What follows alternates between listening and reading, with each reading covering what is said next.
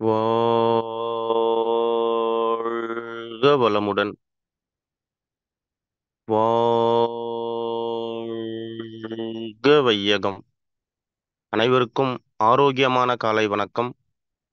நல்லதே நடக்கும் சமூக நல அறக்கட்டளை முன்னெடுக்கக்கூடிய மருந்தில்லாத மருத்துவ வாழ்வியல் பயிற்சி முறைகள். இன்றைய நலவுரை காய்ச்சல். காய்ச்சல் குறித்து சில தகவல்களை நாம் பகிர்ந்து வருகிறோம். காய்ச்சல் என்றால் என்ன? காய்ச்சல் எவ்வாறு உருவாகிறது? என்னென்ன காரணத்திற்காக காய்ச்சல் உருவாகும்? காய்ச்சல் என்பதை நாம் எவ்வாறு புரிந்து கொண்டிருக்கிறோம்? ஆனால் காய்ச்சல் எதற்காக ஏற்படுகிறது என்ற அந்த உடல் சார்ந்த புரிதலை நாம் உணர்ந்து புரிந்து கொண்டோமேயானால், காய்ச்சல் குறித்த எந்த ஒரு அச்சமும் இல்லாமல் இந்த கிடைத்த வாழ்க்கையை ஆரோக்கியமாக நாம் வாழ முடியும். காரணம், நாம் அதிகமாக மருத்துவமனைக்கு செல்வதற்கு அடிப்படை காரணமாக அமைவது காய்ச்சல். காய்ச்சல் என்பது பெரியவர்களுக்கு வந்தால் கூட ஓரளவு நாம் பொறுத்துக் கொள்வோம். ஆனால் சிறிய குழந்தைகளுக்கு காய்ச்சல் ஏற்படும் போது நமக்குள் ஒரு பதற்றம் ஏற்படும். காய்ச்சலை பார்த்து இது நோய் என்று கருதி காய்ச்சலுக்காக குறிப்பாக ரசாயன மருந்துகளை பயன்படுத்தும் போது என்ன காரணத்திற்காக காய்ச்சல் ஏற்பட்டதோ அந்த காரணத்தை முழுமையாக சரி செய்யாமல் காய்ச்சல் தற்காலிகமாக குறைந்து விடுகிறது. காய்ச்சல் எதற்காக ஏற்படுகிறது? காய்ச்சல் என்பதை நாம் எவ்வாறு புரிந்து கொள்கிறோம் என்று பார்த்தோமேயானால், உடலில் ஏற்படக்கூடிய கூடுதலான வெப்பம். உடலின் வெப்பநிலை கூடும்போது அதற்கு காய்ச்சல் என்று நாம் பெயரிட்டு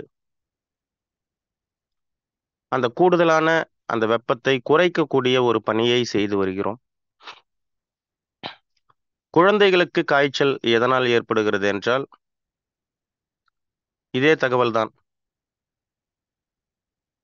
குழந்தை தாயின் கர்ப்பப்பையில் சிசுவாக வளர்ந்து வரும்போது தாய்க்கு கொடுக்கப்பட்டு இருக்கக்கூடிய சில ஆலோசனைகள், ஆரோக்கியம் சார்ந்த, உடலியல் சார்ந்த, மகப்பேறு காலத்தில் ஒரு பெண் எவ்வாறு இருக்க வேண்டும் என்று சில தகவல்கள் அந்த பெண்ணிற்கு, தாய்க்கு வழங்கப்பட்டு இருக்கிறது. அந்த கர்ப்ப காலத்தில் கர்ப்பத்தில் இருக்கக்கூடிய சிசுவை பராமரிப்பதற்காகவும் பாதுகாப்பதற்காகவும் தன்னுடைய உடலை சரி செய்து கொள்வதற்காகவும் சில வாழ்வியல் முறைகள் பெண்களுக்கு வழங்கப்பட்டது. ஆனால் அது படிப்படியாக காலப்போக்கில் அது மாறி மருவி இன்று கர்ப்ப காலத்தில் பெண்கள் கடைபிடிக்கக்கூடிய வாழ்வியல் முறைகள் வேறு விதமாக மாறிவிட்டது. இயற்கைக்கு நேர் எதிராக மாறிவிட்டது. இன்றைய காலகட்டத்தில் ஒரு பெண் கர்ப்பம் தரித்து விட்டார்கள் என்ற ஒரு தகவல் உறுதி செய்யப்பட்ட உடனேயே அவர்களுக்கு பல்வேறு விதமான ஆலோசனைகள் வழங்கப்படுகிறது. தொடர்ந்து அவர்களுக்கு மருத்துவ ஆலோசனை என்ற பெயரில் சில பல வாழ்வியல் முறைகள் சொல்லப்பட்டு வருகிறது. அந்த வாழ்வியல் முறைகளை அவர்கள் கடைபிடித்து வரும்போது அவர்கள் கடைபிடிக்கக்கூடிய அந்த வாழ்வியல் முறை அந்த சிசுவில் இருக்கக்கூடிய, கருவில் இருக்கக்கூடிய அந்த சிசுவின் வளர்ச்சிக்கு அது பாதுகாப்பாக இருக்க வேண்டும். அந்த கருவில் இருக்கக்கூடிய சிசுவின் வளர்ச்சிக்கு ஒத்து போகக்கூடிய ஒரு வாழ்வியல் முறையாக இருக்க வேண்டும். ஆனால் இன்றைய வாழ்வியல் முறை அவ்வாறு இருக்கிறதா என்றால் இல்லை, நேர் எதிராக இருக்கிறது. தொடர்ந்து அவர்களுக்கு தரக்கூடிய ரசாயன மருந்துகள், மாத்திரைகள், அவர்கள் ஆரோக்கியமாக இருக்க வேண்டும், உடல் பலம் பெற வேண்டும் என்று அவர்களுக்கு கொடுக்கக்கூடிய சத்து மாத்திரைகள், மாத்திரையில்தான் சத்து இருக்கிறது என்று தொடர்ச்சியாக அவர்கள் பயன்படுத்தக்கூடிய அந்த ரசாயன மருந்துகள் அந்த தாயின் உடலில் பல்வேறு விதமான மாறுதல்களை ஏற்படுத்தும். பல்வேறு விதமான தற்சோர்வையும், மனச்சோர்வையும் அந்த தாய்க்கு ஏற்படுத்தும். ஆனால் இதுதான் கர்ப்ப காலத்தில் கடைபிடிக்க வேண்டிய ஒரு வாழ்வியல் முறை என்று நினைத்துக் கொண்டு இன்றைய காலகட்டத்தில் இந்த ரசாயன மருந்துகளை தொடர்ந்து பயன்படுத்தக்கூடிய வாழ்வியல் முறைகளை மகளிர் பெரும்பாலும் கடைபிடித்து வருகிறார்கள்.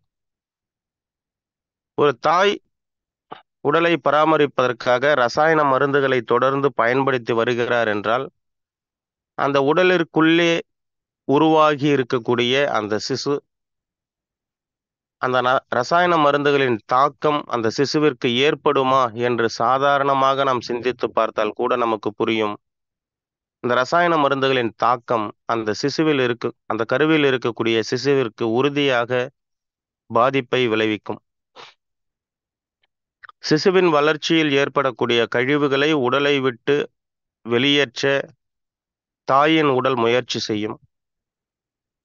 அந்த உடலை விட்டு வெளியேறக்கூடிய கழிவை பிடித்து பரிசோதனை செய்து பார்த்து அந்த கழிவுகள் வெளியேறக்கூடாது என்று உடலுக்குள்ளேயே தடுத்து நிறுத்தக்கூடிய மருத்துவ ஆலோசனை இன்றைய காலகட்டத்தில் வழங்கப்பட்டு வருகிறது. அப்படியென்றால் அந்த கழிவுகள் உடலை விட்டு வெளியேறாமல் உடலுக்குள்ளேயே தங்கும் போது அந்த கழிவுகள் நிறைந்த அந்த தாயின் உடலிற்குள் ஒரு சிசு வளர்ந்து வருகிறது என்றால் அந்த சிசுவின் உடலும் கழிவுகள் நிறைந்த உடலாகத்தான் இருக்கும். இயற்கையின் படைப்பு சிசுவென்பது எந்த கழிவுகள் இல்லாமல் ஒரு புதுமையான ஒரு படைப்பு, ஒரு உயிர், ஒரு உருவம், ஒரு உடல். ஆனால் இன்று மருத்துவம் என்ற பெயரில் தாய்க்கு ரசாயன மருந்துகளை தொடர்ந்து கொடுத்து கொண்டே வரும்போது அந்த கழிவுகள் உடலை விட்டு வெளியேறாமல் தாயின் உடலுக்குள்ளேயே தங்கும் போது அந்த கழிவுகள் நிறைந்த தாயின் உடலில் வளர்ந்து வரக்கூடிய அந்த சிசுவின் உடலும் கழிவுகள் நிறைந்த, குறிப்பாக ரசாயன கழிவுகள் நிறைந்த உடலாக மாறுகிறது. அதன் விளைவு என்னவாகிறது என்றால், முழு வளர்ச்சி பெற்ற அந்த சிசு ஒரு காலகட்டத்தில் தானாக வெளியேறும். சிசுவென்பது தாயின் உடலுக்குள் வளரும் வரை, வளர்ச்சி அடையும் வரை அது உடலுக்கு தேவையான ஒன்று. வளர்ச்சி முடிந்த அடுத்த வினாடி அது உடலுக்கு தேவையற்ற ஒரு கழிவு. உடல் அதை தானாக வெளியேற்ற முயற்சிக்கும்.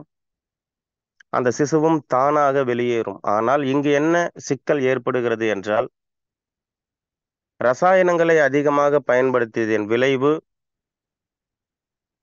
அந்த சிசுவின் வளர்ச்சியில் ஒரு தாறுமாறான ஒரு வளர்ச்சி ஏற்படுகிறது. ஒன்று கூடுதலான வளர்ச்சியாக இருக்கும் அல்லது குறைவான வளர்ச்சியாக இருக்கும். கூடுதலான வளர்ச்சியாக இருக்கும்போது அந்த சிசு வெளியேற்றும் மகப்பேறு, குழந்தை பிறத்தல் என்பதில் சிக்கல் ஏற்பட்டு இயல்பாக சுகமாக பிரசவம் நடப்பதற்கான சூழல் இல்லாத காரணத்தினால் அறுவை சிகிச்சை செய்ய வேண்டும் என்று அறிவுறுத்தப்பட்டு அந்த தாய்க்கு அறுவை சிகிச்சை செய்து அந்த சிசுவை வெளியெடுக்கக்கூடிய சூழல் பல்வேறு இடங்களில் நடந்து கொண்டுள்ளது. மற்றொன்று, தாறுமாறான வளர்ச்சியில் அந்த கழிவுகள் நிறைந்த தாயின் உடலுக்குள் வளரக்கூடிய அந்த சிசு தனக்கு தேவையான ஆற்றலை கிரகித்து கொள்ள முடியாமல், காரணம் தாயுடைய உடல் ஆரோக்கியமாக இருந்தால்தானே அந்த அந்த உடல் வழியாக பஞ்சபூத ஆற்றலை உள்வாங்கி அந்த சிசு தனக்கான ஆற்றலை எடுத்துக்கொள்ள முடியும். இங்கு தாயின் உடலே கழிவுகள் நிறைந்த கூடாரமாக மாறியிருக்கும் போது பஞ்சபூத ஆற்றல் எந்த அடிப்படையில் சிசுவின் உடலுக்குள் செல்லும்? எனவே தேவையான அளவிற்கு ஆற்றல் கிடைக்காமல் வளர்ச்சி குறைந்த ஒரு ஒரு குழந்தையாக அந்த குழந்தை அங்கே உருவாகிறது. அப்போ தேவையான ஆற்றல் இல்லாத, வளர்ச்சி குறைந்த ஒரு குழந்தையாக அங்கே இருக்கும்போது, சிசுவாக இருக்கும்போது தானாக வெளியேறக்கூடிய ஆற்றல் இல்லாமல் ஸ்தம்பித்து போய் தடுமாறும் போது அங்கேயும் அறுவை சிகிச்சை பரிந்துரைக்கப்படுகிறது. இவ்வாறு சிசுவின் வளர்ச்சியில் கர்ப்ப காலத்தில் தாய் மேற்கொள்ளக்கூடிய அந்த வாழ்வியல் முறைகள், உண்ணக்கூடிய உணவு முறைகள், பயன்படுத்தக்கூடிய மருந்துகள், குறிப்பாக ரசாயன மருந்துகள், இவை அனைத்தையும் பொறுத்தே அந்த குழந்தையின் உடலில் கழிவுகள் தேங்கி இருக்கிறதா அல்லது ஆரோக்கியம் பெருகி இருக்கிறதா என்பதை நம்மால் புரிந்து கொள்ள முடியும். குழந்தை பிறந்த பிறகு குழந்தை அழுவதெல்லாம் உணவிற்காகத்தான் அழுகிறது, பசிக்காக தான் அழுகிறது என்று புரிந்து கொண்டு, குழந்தை அழும்போதெல்லாம் அதற்கு உணவு கொடுக்கக்கூடிய, அதாவது தாய்ப்பால் கொடுக்கக்கூடிய ஒரு பழக்கம் ஏற்படும்போது, தேவையற்ற நேரத்தில் உண்ணக்கூடிய உணவு அந்த குழந்தைக்கு கழிவுகளாக மாறும். இவ்வாறு உருவான கழிவுகளை உடல் தானாக வெளியேற்ற முயற்சிக்கும். அது ஒரு சளியாகவோ, தும்பலாகவோ குழந்தைக்கு ஏற்படும். குழந்தைக்கு சளி வெளியேறினால் அப்போதும் நாம் காத்துக்கொள்வது கிடையாது, காத்திருப்பது கிடையாது. உடனேயே மருத்துவமனைக்கு சென்று குழந்தைகளுக்காக பிரத்யேகமாக தயாரித்திருக்கக்கூடிய அந்த சிறப்பான சிரப்புகளை வாங்கி குழந்தைகளுக்கு கொடுக்கும்போது, அந்த சளி வெளியேற்றம், கழிவு வெளியேற்றம் என்பது தற்காலிகமாக தடைபட்டு நின்று, அந்த சளி கழிவுகள் குழந்தைகளின் உடலுக்குள்ளேயே தங்கும். தொடர்ந்து அவர்களுக்கு கொடுக்கக்கூடிய வாழ்வியல் முறை, குழந்தைகளை குளிக்க வைக்கக்கூடிய முறை, இதை அத்தனையும் பொறுத்து அந்த குழந்தையின் உடலில் தங்கி இருக்கக்கூடிய சளி கழிவுகள் வெளியேறுவதா அல்லது உடலுக்குள்ளேயே இருப்பதா என்று பார்க்கும்போது, அதை அந்த உடல்தான் முடிவு செய்கிறது. ஒரு கால சூழல் ஏற்படும் போது மீண்டும் அந்த அந்த குழந்தையின் உடலுக்கு ஒரு ஆற்றல், கூடுதலான உயிர் ஆற்றல் கிடைக்கும் போது மீண்டும் சளிக்கழிவுகளை தூக்கி வெளியேற்ற முயற்சி செய்யும். அப்போதும் நாம் வாங்கி வைத்திருக்கக்கூடிய சிறப்பு பாட்டில்களை குழந்தைக்கு கொடுக்கும்போது சளி வெளியேறாமல் உள்ளுக்குள்ளேயே தங்குகிறது. பின்பு குழந்தை உறங்கும் போது பார்த்தோமேயானால் மூச்சு விடுவதில் சிரமம் ஏற்பட்டு, ஒரு ரீங்காரமான இசை கொண்ட சத்தத்தோடு குழந்தைகளுக்கு காற்று உள்வாங்கி வெளியேறக்கூடிய ஒரு சூழலை நாம் கண்ணெதிரில் பார்த்து வருகிறோம். இவ்வாறு குழந்தையின் உடலில் கழிவுகள் சேருவதற்கான ஒரு சூழலை நாம் ஏற்படுத்திவிட்டு, அந்த சேர்ந்த கழிவுகளை குழந்தையின் உடல் தானாக வெளியேற்ற முயற்சி பண்ணும்போது, அதையும் நாம் தடுத்து நிறுத்திவிட்டு, நான் குழந்தையை பாதுகாப்பாக பராமரிக்கிறேன் என்று சொல்லிக்கொண்டு இருக்கும்போது, அந்த குழந்தையின் உடலில் இருக்கக்கூடிய கழிவுகளை வெளியேற்ற அந்த உடல் முயற்சி செய்யும். அப்போது தற்காலிகமாக ஒரு காய்ச்சலை ஏற்படுத்தும். அந்த காய்ச்சல் நெஞ்சு பகுதியில் சளியாக இருந்தால் துவக்கத்தில் நெஞ்சு பகுதியில் மட்டும் உடல் வெப்பமடைந்து காய்ச்சலை உருவாக்கி, பிறகு அந்த வெப்பம் உடல் முழுக்க பரவும். குழந்தைகளுக்கு காய்ச்சல் ஏற்படுவதற்கு பல்வேறு காரணங்கள் உள்ளது. இதுவும் ஒரு காரணம். இது பிரதான காரணம். இப்போது குழந்தையின் உடலில் தேங்கி இருக்கக்கூடிய அந்த சளி கழிவுகள் அவர்களது சுவாசத்திற்கே ஒரு தொந்தரவை ஏற்படுத்துகிறது என்ற பட்சத்தில்,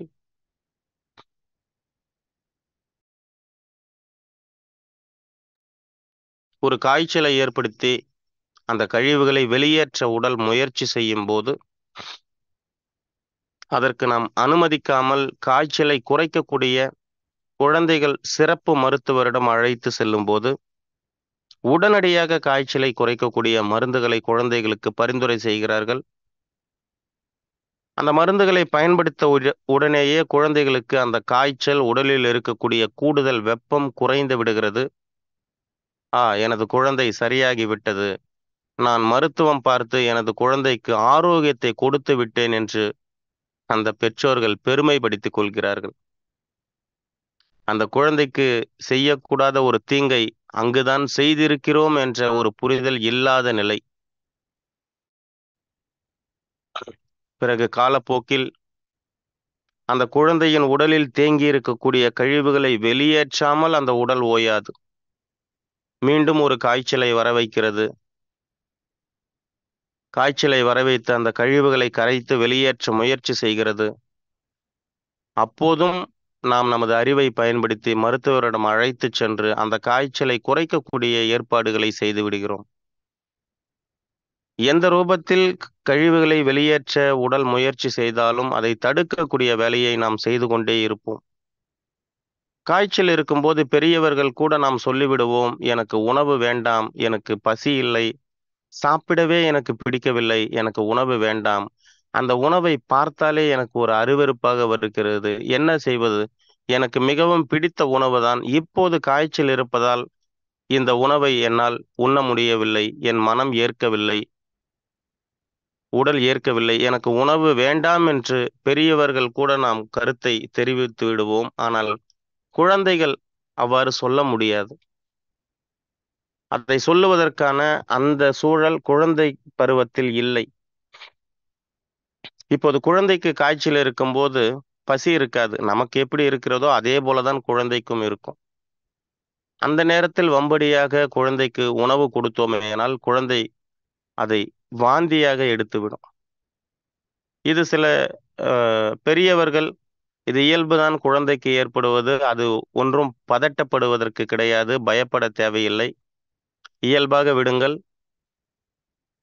அடுத்து குழந்தைக்கு பசிக்கும்போது அது சாப்பிடும். பால் எகுத்து கழிச்சு வருவது நல்லதுதான் என்று பெரியவர்கள் சொல்லுவார்கள். இன்றைய காலகட்டத்தில் பெரியவர்களின் வாக்கை நாம் மதிப்பதில்லை. காரணம் பெரியவர்களையே நாம் மதிப்பதில்லை. உடனே அருகில் இருக்கக்கூடிய குழந்தைகள் சிறப்பு மருத்துவரிடம் அழைத்துச் செல்லும்போது அவர் கூறுகிறார், அது எப்படி?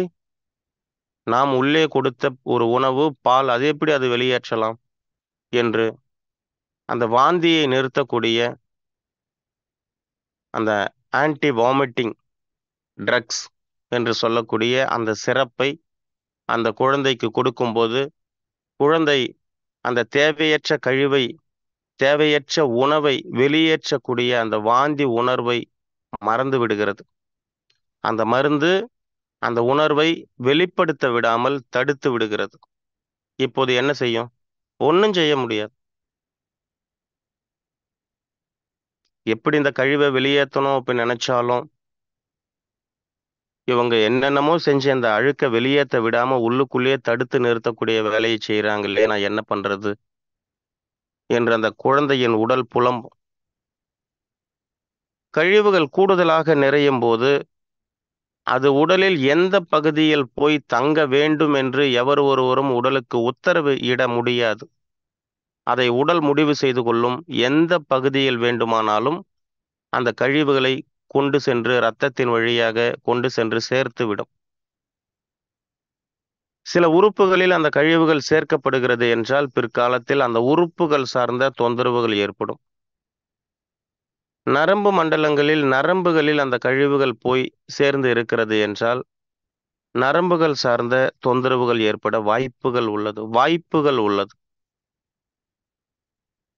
எந்த பகுதியில் கழிவுகளை கொண்டு போய் சேர்த்தாலும் அந்த கழிவுகளை உடலை விட்டு வெளியேற்றக்கூடிய ஒரு வேலையை உடல் தொடர்ந்து செய்து கொண்டே இருக்கும். குறிப்பாக நரம்புகளில், இரத்த நாளங்களில் இந்த கழிவுகள் போய் தேங்கி விட்டது என்றால் அந்த கழிவுகளை வெளியேற்றும் போது இந்த உடல் மிக அழகாக, தெளிவாக ஒரு வித்தியாசமாக கழிவுகளை வெளியேற்றும். ஒரு ஒரு நரம்புக்குள்ள ஒரு ஒரு தசைநார் பகுதிகள்ல அல்லது ஒரு ஒரு எலும்புக்கு பக்கத்துல இந்த கழிவுகள் ஒட்டிக்கொண்டுள்ளது என்றால், அதை எப்படி எடுக்க முடியும்? இந்த இந்த உடம்பு என்ன செய்யும் அப்படின்னாக்கா, ஒரு நடுக்கத்தை ஏற்படுத்தும். நடுக்கம் ஏற்படும்போது கை ஷிவரிங் ஆகுது. கால் ஷிவரிங் ஆகுது. இந்த ஷிவரிங் தொடர்ந்து இதை நம்ம உற்று கவனிச்சோம் அப்படின்னாக்கா தெரியும். இந்த நடுக்கம் ஒரு நகர்வை நமக்கு ஏற்படுத்தும். கை உதறிக்கிட்டே இருக்கும்போது, உடம்பு உதறிக்கிட்டே இருக்கும்போது, ஒரு நகர்வு ஏற்படும். அப்போ அந்த தசை நார்களில் அந்த அந்த எலும்புகளில் ஒட்டி இருக்கக்கூடிய அந்த கழிவுகளை, அந்த நரம்புகளுக்குள்ள இருக்கக்கூடிய கழிவுகளை நகர்த்துவதற்காக, அந்த கழிவுகளுக்கு ஒரு அசைவை கொடுப்பதற்காக, ஒரு நடுக்கத்தை நமது உடல் ஏற்படுத்துகிறது. அந்த நடுக்கம் ஏற்படுவதைத்தான் நாம் வலிப்பு என்று பெயர் வைத்திருக்கிறோம். ஃபிட்ஸ் என்று பெயர் வைத்திருக்கிறோம். எதற்காக உடல் தானாக வலிப்பை ஏற்படுத்தியது என்று பார்த்தால், உள்ளுக்குள்ளேயே ரொம்ப ரொம்ப நுட்பமாக ஒரு இடத்தில் கழிவுகள் இருக்கிறது. அதை வெளியேற்ற வேண்டும். தொடர் நகர்வு இருந்தால் அந்த நகர்வு தன்மையின் அடிப்படையில் கூடும் குறையும். சிலருக்கு வலிப்பு வந்தால் அதிவேகமாக வரும், சிலருக்கு வலிப்பு வந்தால் மென்மையாக வரும். வலிப்பு என்பது எல்லாமே ஒன்றுதான். அப்ப அந்த நகர்வை ஏற்படுத்துவதற்காக உடல் முயற்சி செய்து நகர்வை தருகிறது. உடனேயே அந்த உணர்வை, அந்த சமிஞ்சையை நிறுத்தக்கூடிய ஏற்பாடுகளை நாம் வீட்டிலேயே செய்து விடுவோம். ஒரு வலிப்பு வருகிறது என்றால், கை கால்கள் நடுங்குகிறது என்றால், அதை அதை இழுத்து பிடித்து இறுக்கமாக அழுத்தி அந்த நகர்வுக்கு, அந்த அந்த நடுக்கத்திற்கு அனுமதிக்காமல், இரு நபர்கள் சேர்ந்து கைகளையும் கால்களையும் அழுத்தி பிடிக்கும் போது என்ன நடக்கும்? அந்த நகர்வு தற்காலிகமாக நின்றுவிடும். அந்த நடுக்கம் தற்காலிகமாக நின்றுவிடும். வலிப்பு நின்னுருச்சு, சரியாயிருச்சு என்று நாம் பெருமைப்படுத்திக் கொள்வோம். அருகில் இருக்கக்கூடிய மருத்துவரிடம் நாம் அழைத்து சென்று இது போன்ற தொந்தரவுகள் வருகிறது என்று நாம் சொல்லும்போது, அந்த வலிப்பை ஏற்படுத்தக்கூடிய, அந்த உணர்வை தரக்கூடிய, அந்த செயல்பாடை நமக்கு உணர்த்தக்கூடிய அந்த நரம்புகளை மறுத்து போகச் செய்யக்கூடிய ரசாயன மருந்துகளை அவர்கள் தருகிறார்கள். அந்த ரசாயன மருந்துகளை நாம் பயன்படுத்தும் போது அடுத்து அந்த நகர்வு உடல் திணறும். இந்த ரசாயன மருந்துகளின் வீரியம் குறைந்த உடனேயே மீண்டும் ஒரு நடுக்கத்தை ஏற்படுத்தி, ஏற்கனவே ஏற்பட்ட நடுக்கத்தை விட இது கூடுதலான நடுக்கமாக இருக்கும். ஏற்கனவே வந்த வலிப்பை விட இது அதிவேகமாக இருக்கும். அவ்வாறு வலிப்பை நமக்கு ஏற்படுத்தும். வலிப்பு என்பதும் ஒரு நோய் நீக்கிதானே தவிர அது நோய் கிடையாது. ஆனால் எதுவெல்லாம் உடலில் கழிவுகளை வெளியேற்றுவதற்கு நடக்கக்கூடிய செயல்பாடுகளோ அவை அத்தனையுமே ஒரு நோய் என்று சித்தரித்து நமக்கு ஒரு பாடத்தினை, ஒரு வாழ்வியல் பாடத்தினை, ஒரு மருத்துவ ஆலோசனையை வழங்கப்பட்டிருப்பதால் இந்த உடலில் இருந்து வெளியேறக்கூடிய கழிவுகள் அத்தனையுமே, அதற்கான அந்த அறிவிப்புகளை அத்தனையுமே நாம் நோய் என்று நினைத்து மனதில் ஒரு பயத்தினை ஏற்படுத்தி, பயத்தினை உருவாக்கி அந்த அறிவிப்புகளை தடுத்து நிறுத்தக்கூடிய வேலையை செய்கிறோமே தவிர நோயை சரி செய்யக்கூடிய வேலையை செய்யவில்லை. காய்ச்சல் என்பதும் உடலில் தேங்கி இருக்கக்கூடிய கழிவுகளை இப்போது நான் வெப்பப்படுத்தி வெளியேற்றுகிறேன் என்று சொல்லக்கூடிய ஒரு அறிவிப்பு தான். தும்பல் என்பதும் நுரையீரல் பகுதிகளில் தேங்கி இருக்கக்கூடிய நச்சு நீர்களை, நச்சு காற்றை வெளியேற்றுவதற்கு ஏற்படக்கூடிய ஒரு அறிவிப்பு தான். சளி என்பதும் நெஞ்சு பகுதியில் தேங்கி இருக்கக்கூடிய கழிவுகளை உடலை விட்டு வெளியேற்றக்கூடிய ஒரு அறிவிப்பு தான். வயிற்றுப்போக்கு என்பதும் குடல் பகுதிகளில் வயிற்றில் செரிமானமாகாத உணவை அதிவேகமாக உடல் வெளியேற்றக்கூடிய ஒரு அறிவிப்பு தான். வாந்தி என்பதும் செரிமானம் சரியாக இல்லாத, முறையாக இல்லாத, எந்த நேரத்தில் உணவை திணிக்க வேண்டாம், நான் இதை வெளியேற்றி விடுகிறேன் என்று உடல் சொல்லக்கூடிய ஒரு அறிவிப்பு தான். வலி என்பதும் உடலில் இந்த பகுதியில் ஒரு அசௌகரியம் ஏற்பட்டு இருக்கிறது, நீண்ட நாட்களாக கழிவுகள் இங்கே தேங்கி தங்கி இருக்கிறது, இந்த கழிவுகளை இப்போது நான் கரைத்து வெளியேற்றுகிறேன் என்று சொல்லக்கூடிய ஒரு அறிவிப்பு தான்.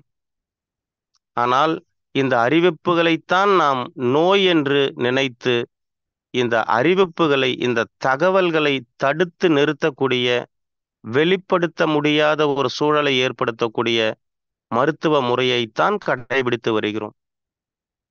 நாம் சார்ந்திருக்கக்கூடிய இந்த மருத்துவ முறையானது நோயை சரி செய்யவில்லை. அதற்கு பதிலாக இந்த இடத்தில் தொந்தரவு இருக்கிறது என்று சொல்லக்கூடிய அந்த அறிகுறிகளை சரி செய்யக்கூடிய ஒரு வேலையைத்தான் செய்து வருகிறது. பெரியவர்களுக்கு ஏற்படக்கூடிய உடல் தொந்தரவுகளை பொறுத்து கொள்ளக்கூடிய நாம், ஆனால் குழந்தைகளுக்கு ஏற்படக்கூடிய உடல் தொந்தரவுகளை பொறுத்து கொள்ள முடியவில்லை. நம்மால் பொறுத்து கொள்ள முடியவில்லையா, அல்லது நம் மனதால் பொறுத்து கொள்ள முடியவில்லையா என்ற கேள்வி இங்கு ஏற்படுகிறது. என்னால் தான் பொறுத்து கொள்ள முடியவில்லை என்ற பதில் பெரும்பாலான இடத்தில் வெளிப்படும். ஒரு நம் மனதால் பொறுத்து கொள்ள முடியவில்லை, நம் மனம் அதை ஏற்கவில்லை. ஒரு இரு குழந்தைகளுக்கு காய்ச்சல் ஏற்படுகிறது. ஒரு குழந்தை யார் என்றே நமக்கு தெரியாது, வேறொரு குழந்தை நாம் ஈன்றெடுத்த குழந்தை.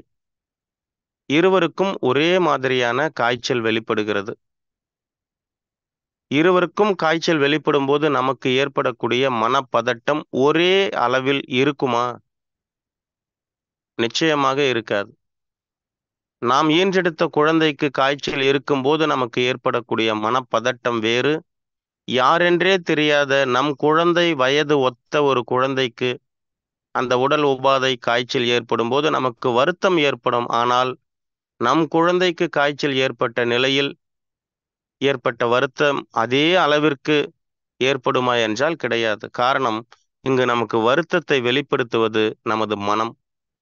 நமது மனதிற்கு காய்ச்சல் என்பது நோய் கிடையாது. காய்ச்சல் என்பது நோய் நீக்கி, காய்ச்சலை நினைத்து கவலைப்பட தேவையில்லை என்று நாம் சொல்லி பழகினால், மனம் அதை புரிந்து கொண்டு ஏற்றுக்கொள்ளும்போது, அது குழந்தைகளுக்கு ஏற்படக்கூடிய காய்ச்சலாக இருந்தாலும் சரி, பெரியவர்களுக்கு ஏற்படக்கூடிய காய்ச்சலாக இருந்தாலும் சரி, நம் குடும்பத்தில் ஏற்படக்கூடிய காய்ச்சலாக இருந்தாலும் சரி, யாரென்றே தெரியாத ஒருவருக்கு நிகழக்கூடிய காய்ச்சலாக இருந்தாலும் நமக்கு பெரிய பதட்டம் ஏற்படாது.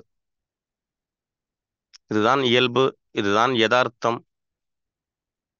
இதை நாம் புரிந்து கொள்ளும்போது, குழந்தைகளுக்கு ஏற்படக்கூடிய காய்ச்சலை நினைத்து பெரிய அளவில் பதட்டம் கொள்ள மாட்டோம். ஒரு உண்மை என்னவென்றால், பெரியவர்களை விட சிறு பிள்ளைகளுக்கு, குழந்தைகளுக்கு காய்ச்சல் ஏற்படும்போது, அதிவிரைவாக, வேகமாக அது சரி செய்யும். காரணம், குழந்தைகளின் அந்த அந்த வாழ்வியல் எவ்வாறு இருக்கும் என்றால், அது வளர்ச்சியை நோக்கி இருக்கும். பெரியவர்களுக்கு ஏற்படக்கூடிய வளர்ச்சியை விட குழந்தைகளுக்கு அதிவேக வளர்ச்சி என்ற ஒன்று உள்ளது. அப்ப அந்த உடம்பில் இருக்கக்கூடிய நோய் எதிர்ப்பாற்றல், அந்த உடலில் ஏற்பட்டு இருக்கக்கூடிய அந்த உபாதைகளை, தொந்தரவுகளை சரி செய்யக்கூடிய அந்த வளர்ச்சி அதிவேகமாக இருக்கும். எந்த ஒரு உடல் தொந்தரவு ஏற்பட்டாலும் பெரியவர்களுக்கு சுகமாவதை விட வெகு விரைவாக குழந்தைகளுக்கு சுகமாகும். நாம் அருகில் இருந்து கொண்டு மனப்பதட்டத்தோடு என்ன செய்யக்கூடாதோ அந்த வேலையை செய்து விடும்போது குழந்தைகளுக்கு அந்த காய்ச்சல் 2-3 நாட்களுக்கு நீடிக்கிறது. இந்த இந்த மனப்போக்கை நாம் மாற்றிக்கொண்டோமேயானால், இந்த புரிதல் நமக்கு வந்தது என்றால், நமது அந்த உடலில் ஏற்படக்கூடிய அந்த மாற்றங்கள் பெரிய பாதிப்பினை நம் மனதிற்கு தராது. முதலில் நமக்கு தேவை புரிதல். எதை ஒன்றையுமே நாம் அப்படியே ஏற்றுக்கொள்ள தேவையில்லை.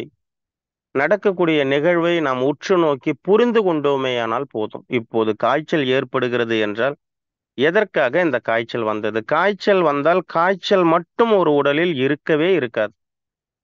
எந்த உடலாக இருக்கட்டும், வெறும் காய்ச்சல் மட்டும் ஒரு உடலில் இருக்காது. கூடுதலாக சில சிக்கல்கள், தொந்தரவுகள் இணைந்தே இருக்கும். அந்த கூடுதலாக இருக்கக்கூடிய சிக்கல், தொந்தரவுகள் என்ன என்பதை நாம் அந்த உடலை உற்று நோக்கி கவனிக்கும்போது நமக்கு தெரியும். அந்த கூடுதலாக இருக்கக்கூடிய சிக்கல், தொந்தரவுகளை சரி செய்வதற்காக ஏற்பட்டிருக்கக்கூடிய காய்ச்சல் இது என்ற புரிதலுக்கு நாம் வந்தோமேயானால், காய்ச்சலை பற்றிய பெரிய அளவில் ஒரு அச்சமோ, பயமோ நமக்கு ஏற்பட வாய்ப்புகள் இல்லை. இந்த மனப்புரிதலோடு நாம் ஒவ்வொருவரும் இருந்தோமே என்றால், வாழ்ந்தோமே என்றால், இந்த வாழ கிடைத்த இந்த மனித வாழ்க்கை ஆனந்தமாக, ஆரோக்கியமாக, நீண்ட நாட்கள் நோயின்றி, சுகமாக, சுபிக்ஷமாக வாழக்கூடிய ஒரு சூழல் நமக்கு ஏற்படும். இதுபோன்ற காய்ச்சல் குறித்தும், இன்னும் பல உடல் உபாதைகள், தொந்தரவுகள் குறித்தும் தொடர்ந்து நாம் உரையாடி ஒரு புரிதலுக்கு நாம் வருவோம் என்று கூறி, இந்த இயற்கை சார்ந்த, வாழ்வியல் சார்ந்த தகவல்களை தங்களோடு பகிர்ந்து கொள்வதற்கு எனக்கு ஒரு வாய்ப்பினை வழங்கிய இந்த இயற்கைக்கும், பிரபஞ்சத்திற்கும், நல்லதே நடக்கும் சமூக நல அறக்கட்டளைக்கும், PPA ஸ்பீடு கேஷ் நிர்வாகத்திற்கும், தங்கள் அனைவருக்கும் எனது நன்றியை கூறி விடைபெறுகிறேன். நன்றி, வணக்கம். நல்லதே நடக்கும். நன்றி.